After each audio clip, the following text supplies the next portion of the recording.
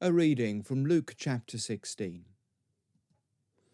He, that is Jesus, also said to the disciples, There was a rich man who had a manager, and charges were brought to him that this man was wasting his possessions.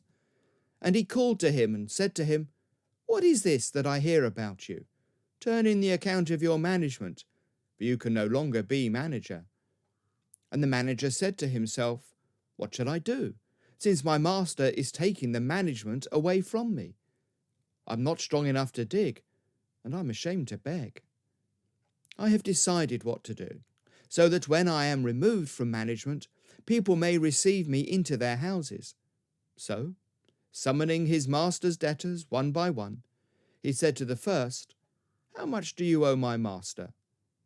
He said, 100 measures of oil. He said to him, Take your bill and sit down quickly and write 50. Then he said to another, And how much do you owe?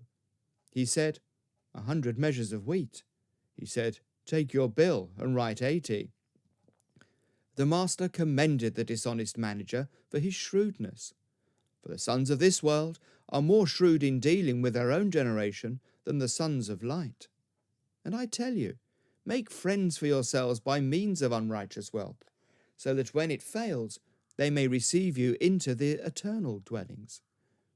One who is faithful in a very little is also faithful in much, and one who is dishonest in a very little is also dishonest in much. If then you have not been faithful in the unrighteous wealth, who will entrust to you the true riches? No servant can serve two masters, for either he will hate the one and love the other, or he will be devoted to the one and despise the other. You cannot serve God and money. At first sight, this is a rather tricky passage, because in it we have this story of a dishonest manager, a dishonest steward, and Jesus appears to praise him. He appears to set him up as a model that we should follow. Is that really the case? Is that really what Jesus is saying? The parable itself is straightforward. Here is a steward who's dishonest. His master finds out, and he's concerned. He's going to be thrown out onto the streets. What will he do? Where will he sleep? What shall he eat? And so he hatches this plan to call in all the debtors to his master and then to reduce their debts one by one, and therefore buy the friendship, or at least the future hospitality, of those debtors. And his master, when he finds out, is not furious, which is sort of what you'd expect, but rather he praises that steward, praises him for his actions. Is Jesus doing the same? Is he telling us to act in a similar manner, to be rather sharp in our practices, to be rather dishonest? Is Jesus commending the steward in the same way that the master commends the steward?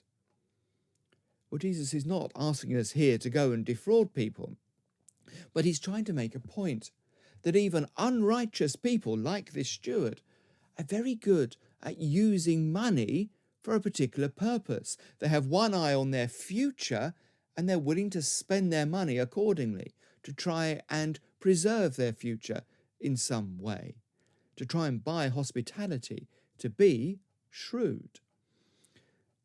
And the point is that we too must realize that money is something which is used. We find this in the parable of the talents.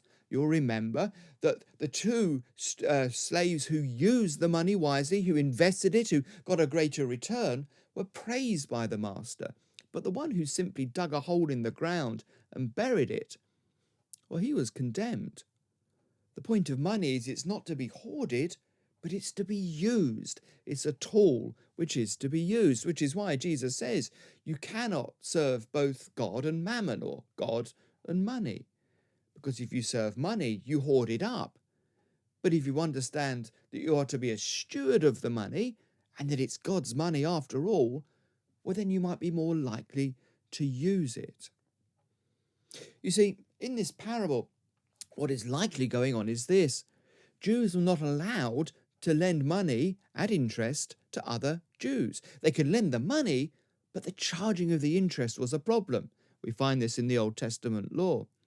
And so it would seem that these other Jews had been charged interest to some extent, because what you would do is you would say, well, I'm not going to charge you so much a year, but rather I'll lend you that money, but it will cost you this much. There's a kind of lump sum you have to pay.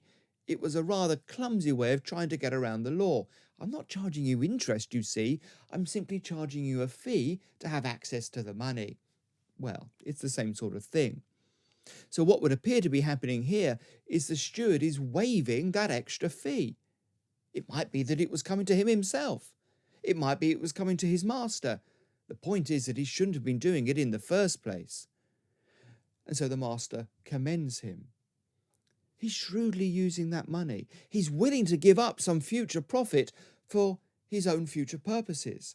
He sees money as not to be hoarded simply, I must get that extra money in, but rather it can be spent and it can be used and it can buy his future comfort. Jesus is saying, if even an unjust steward is willing to do that, then so should you. So use the money that is being given to you. Think about your future. Think about the glory of heaven. Think about the calling that you have and use the money accordingly. Use it for the purposes that you think God would have you use it for. You are, after all, merely stewards of all that God has given you. As we say at those communion services, all things come from you, O Lord, and of your own do we give you. The steward, you see, conducted his affairs with one eye on the future. The point of the parable is, so should you.